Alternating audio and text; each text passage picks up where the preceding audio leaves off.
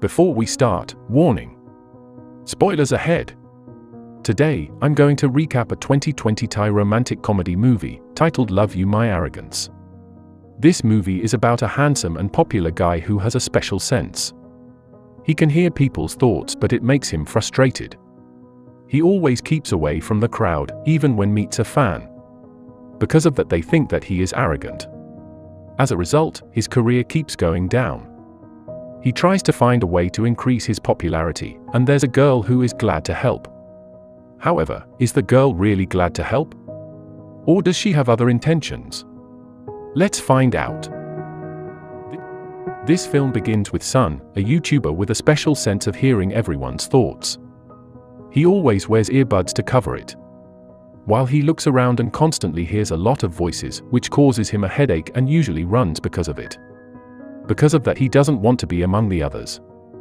That makes people around and fans call him arrogant. His only two best friends are Pete and Kewen. The day before, he meets Pete. They decide to make some videos in Kewen's hometown. On their way to the village, they meet two people who are looking for a ride to the village because their car has broken down. He initially wants to assist, but he hears his thoughts.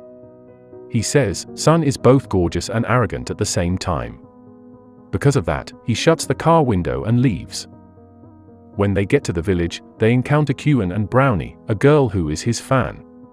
She screams loudly when sees him. Not long after, the two strangers arrive. It turns out they are neighbors, then Kewen introduces them to each other. Those two strangers are Anna and Tub Tab. She is a novelist who goes to the village to get inspiration, and he is her friend and manager. After that, he leaves them, then discusses the topic of content with Pete and Sunday.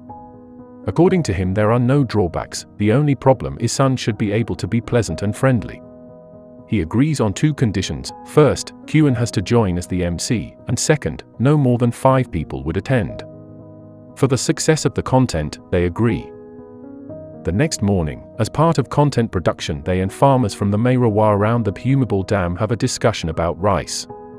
Before starting, he recognizes the number of individuals exceeds his request, but Pete tells him not to be worried and begins right away. Everything runs well, until he asks him to demonstrate the rice milling machine. At first, he hesitates, but eventually approaches the machine in front of the villagers. When he sees them, a commotion ensues, which comes from the villagers' thoughts. As a result, he is currently suffering from a headache and leaves the activity to a quiet place.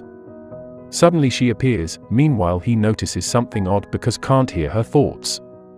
So, he asks where her thoughts are, which makes her unpleasant. She believes he has a foul mouth, then leaves.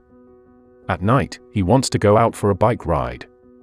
He walks out of the house, then meets two bikers and hears their thoughts. The next day, they have breakfast with Brownie. Pete says the video is worthless. She is listening and advising him, but he ignores. He is silent during the conversation, so Kewen makes sure he is okay. He gestures for her to leave before talking, then she walks away. He tells them about a robbery that would happen at 11 p.m. On the other hand, Brownie appears while they are having breakfast, so she asks to join them because she is curious to know more about Sun. After breakfast, they investigate the people as they pass through the village. They stop one of the motorcyclists and ask to take off the mask, but they resist, so he seizes the keys. Finally, they take off the mask, but he is mistaken. Afterwards, the motorcyclists notice him and tells he is not only arrogant but also rude. Anna and her friend are watching the incident. She can't stop thinking about what they've just seen. While they talk, the other motorcyclists are speeding. He yells at them and the motorcyclists turn around to ask for her numbers, but she ignores and immediately leaves. While on their way home, the motorcyclist suddenly stops them. They feel threatened, so he hits one of them and the others want to retaliate. Before being hit, Sun shouts loudly. They are glad that someone finally helps them. They walk out in slow motion.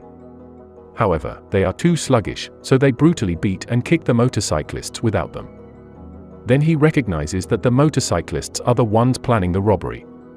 He asks them, then they say it was a mistake and beg for mercy and also promise not to do it again. On the other hand, Brownie meets Pete, who is working alone, and she asks about Sunday. Instead of answering, he takes advantage of the opportunity to ask for help in gaining more followers. She also uses the situation to negotiate that she'd be willing to help if he could help her become closer to Sunday. At first, he struggles, but she threatens to not help at all if refuses to cooperate. As a result, they agree to help each other. In the afternoon, he goes for a bicycle ride, but she follows him around. However, he doesn't care, and as she keeps following him, she loses her balance and falls off. Rather than helping, he tells her not to ride a bicycle if she is unable to. She is irritated and says doesn't need his help, so he instructs her to stand up, but she can't. He smiles before finally helping. Suddenly, Brownie and Pete come. She notices the situation and deduces that she is faking a fall to get his attention. But she tells her if she doesn't like him. She smiles and assists her when hears the answer. The next day, they visit Sun and friends. They want to interview a local resident near the Pumable Dam. As soon as they come, they begin the interview.